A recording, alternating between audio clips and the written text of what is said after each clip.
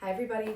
So I've had a lot of questions about pelvic floor tightness or hypertonic muscles in the pelvic floor. Oftentimes what this causes is it can cause incontinence because the bladder is actually getting too much pressure from our pelvic floor. It can cause low back pain, stiffness, and pain around the hips, painful intercourse. So a lot of issues, unfortunately. How we can relax it. A few tips throughout the day. Trying to prevent crossing your legs when you're sitting in the car, which is really tough to not be stressed sitting in traffic, especially if you're in the Boston area, but trying to really focus on letting the pelvic floor kind of drop. And you're gonna feel that pressure or lack of pressure between your hip bones. So a lot of times, even like we're thinking right now when I'm talking, I'm actually kind of creating some pressure because my diaphragm's coming in. But again, when you're sitting, you just kind of want to let it relax. Let that belly just drop. That's going to help release these muscles in our pelvic floor. A few other options that you can do. You can actually take a tennis ball or tennis ball, lacrosse ball, and you can utilize that and kind of create some trigger point release around this area. So if we think about your sit bone right here, so that bony prominence, you can utilize the ball and just kind of move around that area. So what that would look like, I'm going to kind of set up here. I'm going to put that ball right underneath. I'm going to find my hip bone or that sit bone first, and then I can kind of just roll around that area. So right now I'm kind of between my tailbone and my sit bone, and then I'm going to kind of come around. This is where it's going to get closer, for example, to your anus, and then to the inside, closer to the vaginal opening. But again, I'm really staying on that or around that sit bone. So I'm keeping contact around that area. And then I can straighten that leg out and even get to the deep part of my hamstring. So right now I'm on that hamstring attachment, which is right at the bottom of that sit bone.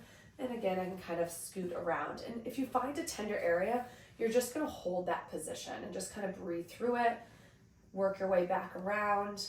This is gonna get even into obturator internus, which is a very important muscle for our pelvic floor, as well as stabilizing our pelvis and supporting our glutes. And again, you can kind of just work your way a little bit deeper. Right now I'm on my piriformis, which is a little bit more to the side of my sit bone. Again, that muscle can really fire up and cause even more tightness in the hips and the pelvic floor. So that's one option to kind of release that area. You can do that as much as you need to. Another great option is getting some biofeedback. So I like to use a plyo ball. This is a 9-inch one. I also have a 7-inch one. Both of them work great. So you can take a seat on the ball. And again, you're kind of finding that perineum region. So between the anus and the vaginal opening, right in here. This right here is going to kind of push up into that area to give you some biofeedback, to give you awareness of like what that sensation is. So in this position, you're kind of coming into a yogi squat. You can also bring it back to a wall so you can kind of have a little stability and not feel like you're forcing those legs open or leaning too far forward. You can kind of keep that back flat. I like to come off the wall. I just feel it a little bit more and I can kind of lean into it. But again, whatever's comfortable for you. So in an inhale, you're going to kind of lift up. You're going to fill that diaphragm. You're kind of lifting off the ball a little bit. Exhale, I want you to think about like bearing down as if you might be constipated, you're trying to push out. You're going to gently push that perineum area, that pelvic floor, away from you. So pushing that into the ball. So as we inhale, we lift. Exhale, kind of push away into the ball. The resistance of the ball is sitting right there against it. Inhale. Exhale, pushing away. What that little push is doing is actually helping you kind of stretch and flare out this region.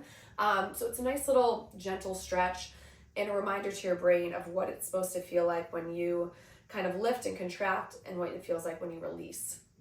Again, when you go to the bathroom, you shouldn't be bearing down, even when you're like peeing or having a bowel movement. It shouldn't be feeling forceful. Again, this is more focused on that kind of stretch feeling. So it should be relaxed when you're going to the bathroom, just like when you're giving birth. It should be relaxed and able to stretch. The pelvic floor is really mainly there to help support our pelvic floor organs. It's not meant to be tight. It's not meant to cause that kind of tension. So again, inhale, kind of lift up.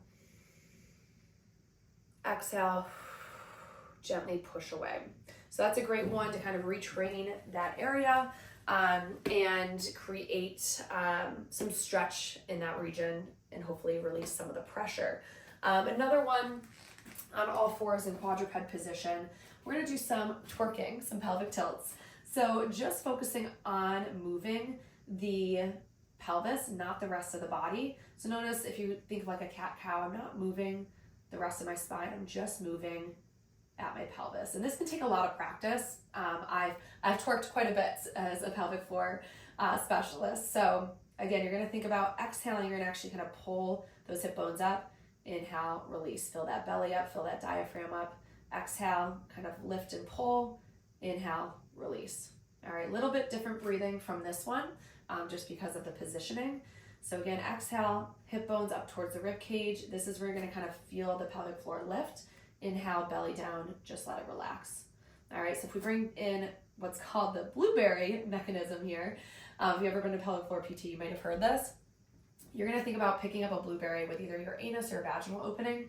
So when I exhale and I pull my hip bones up towards my rib cage, I'm gonna pick that blueberry up. And then when I inhale, dropping my belly down, I'm gonna drop that blueberry down, all right? Or if you think of like the pelvic floor as a bowl. So in this position, I'm gonna think about pulling my hip bones right here. I'm gonna think about pulling those hip bones up. I'm scooping the blueberries up. I'm holding them in my bowl. As I inhale, I'm going to, inhale, I'm gonna drop that, that blueberry down or those blueberries out of the bowl. Exhale, pull those blueberries up. Inhale, drop them down. So if we think, again, that's our little bowl. It's holding the blueberries, it's dropping the blueberries, holding the blueberries, dropping the blueberries. So that's another way you can think about it. But these are some these mechanisms to kind of help that pelvic floor retrain it to contract and relax when it needs to, but also just allow it to relax. We hold a lot of tension, stress, anxiety, just life in general. So that's a really good option if you're dealing with any of those symptoms: low back pain, pelvic floor pain, pain with intercourse, just general tightness. These are some options to just try to relax.